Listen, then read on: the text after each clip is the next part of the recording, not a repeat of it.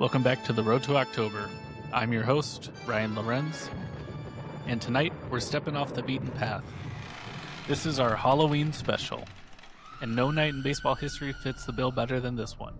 October 31st, 2001, Game 4 of the World Series. A night of ghosts, miracles, and one swing that changed baseball's calendar forever. So dim your lights, grab your Cracker Jacks, and maybe a flashlight, because this is the story of the night Derek Jeter became Mr. November. The 2001 Major League Baseball season began like any other. The defending champion Yankees looked human for once. The upstart Arizona Diamondbacks, powered by Randy Johnson and Curt Schilling, were bulldozing hitters in the National League. Then came September 11th.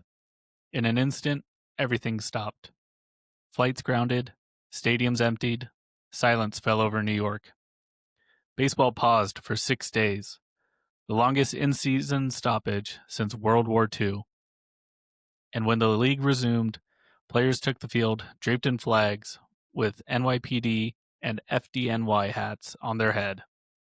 The regular season now bled into early October. The postseason, for the first time in history, was destined to stretch past its usual boundaries into a time no one had ever played before. The Fall Classic was about to become something else entirely. By the time the Yankees and Diamondbacks met in the World Series, the emotional weight was enormous. For Arizona, it was about proving that a 4-year-old franchise could topple baseball's dynasty. For New York, it was personal. The city was still in mourning, still searching for hope.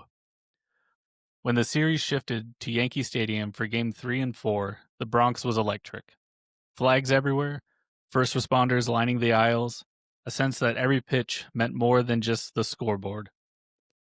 Game 3 went to the Yankees behind Roger Clemens. Game 4, on Halloween night, was set for Curt Schilling versus Orlando Hernandez El Duque. 55,000 fans packed into the old cathedral, the air cold and heavy with October mist. Some wore costumes under their coats, a few held pumpkins painted with pinstripes, and above it all, the Yankee Stadium lights cut through the fog like beacons on a battlefield. Schilling was his usual machine, throwing fastballs and splitters, cutting down batters. El Duque danced out of trouble with curveballs that seemed to defy physics.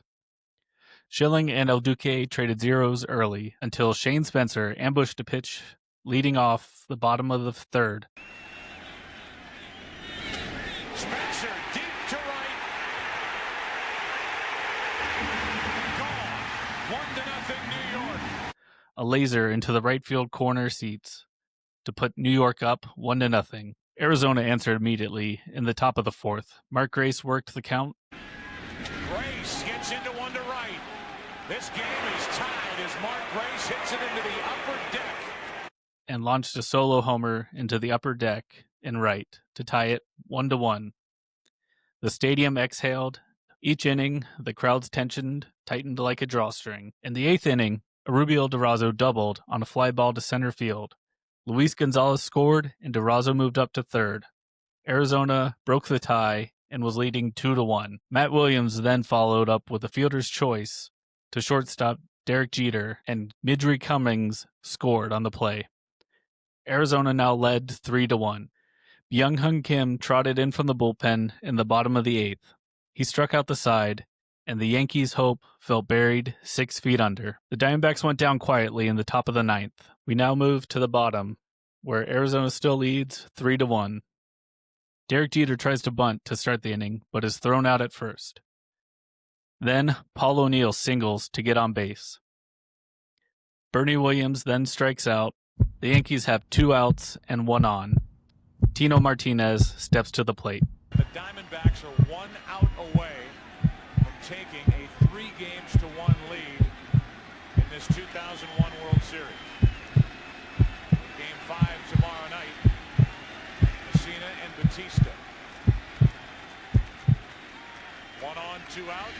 Martinez hits one to deep right center field. At the wall. Tie game.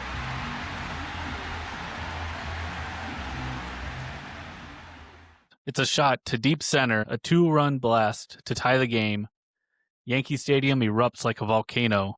Firefighters and police officers in the stands are hugging strangers. Flags are waving throughout the bleachers. You can feel the weight of the city lifting for just a moment. The Yankees had risen from the grave. We now move on to the 10th inning. The Diamondbacks were not able to score any runs in the top of the inning, and Byung-Hyun Kim stayed on the mound, determined to bury his demons. The Yankees stayed patient, the crowd stayed on its feet, and fate was about to find its hero. Leading off the bottom of the 10th was Scott Brocious. He flied out to right field. Alfonso Soriano followed up with a fly out to left field. Now stepping up to the plate was the captain, Derek Jeter. Now batting for the New York Yankees, the shortstop, number 2, Derek Jeter. So far, Jeter had been 0 for 4 in the game. As the at-bat began, the clock inside Yankee Stadium flicked to 12 a.m. It was no longer October. Baseball had crossed the calendar line for the first time, November 1st, 2001. Cool, calm, the face of the franchise that never blinked, the count had run full for Jeter. On the 9th pitch of the at-bat, Kim delivers a fastball. Jeter hits it into right. Back at the wall. Game over. Yankees win and this series is tied.